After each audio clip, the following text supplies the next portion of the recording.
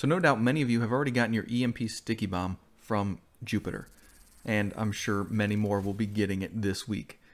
But in this video, I basically just wanted to look at the differences between it and the Jammer Pulse. Obviously, they do pretty much the exact same thing. So for the purpose of this video, I will be looking at it from the perspective of my crowd control builds.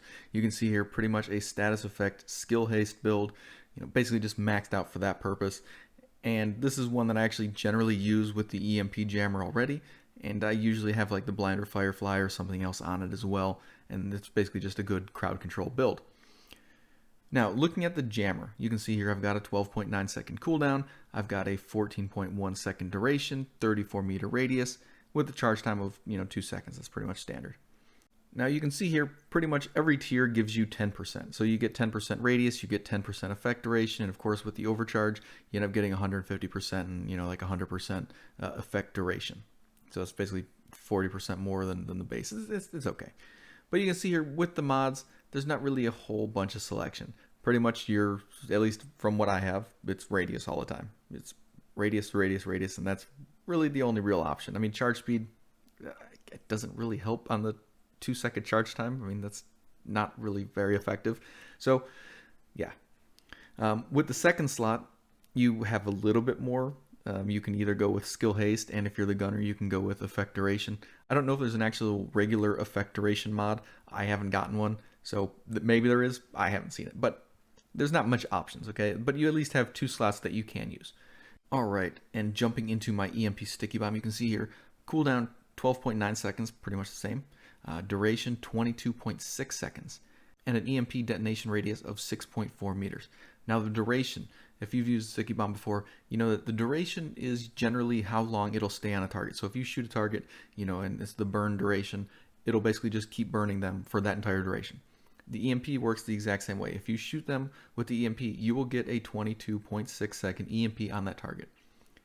But I've also noticed once you detonate it, they will also be EMP'd for that 22.6 seconds. You can see here per tier you get 10% for the radius and 10% for the duration. And for this purposes, basically whenever you see the duration, you should pretty much just think effect duration, because that's how long the EMP lasts. But you can see here in the one slot, none of these work. My blast radius doesn't work, obviously damage doesn't work, and the duration doesn't actually do anything for the skill either. So that's pretty much the only options. You got skill haste or duration on one mod slot, at least from what I have. But I don't really remember seeing any other ones that were just bad and I deleted them, so usually I try to keep one of everything that I get. And since I haven't gotten one yet, I'm assuming that there might not be a good mod for this skill. Alright, so I tested it out. My first shot with it was actually a miss, but it's good to know that if you do make a complete miss, you will actually get the quicker cooldown. So basically it'll come back in like 5 seconds with the delay on it.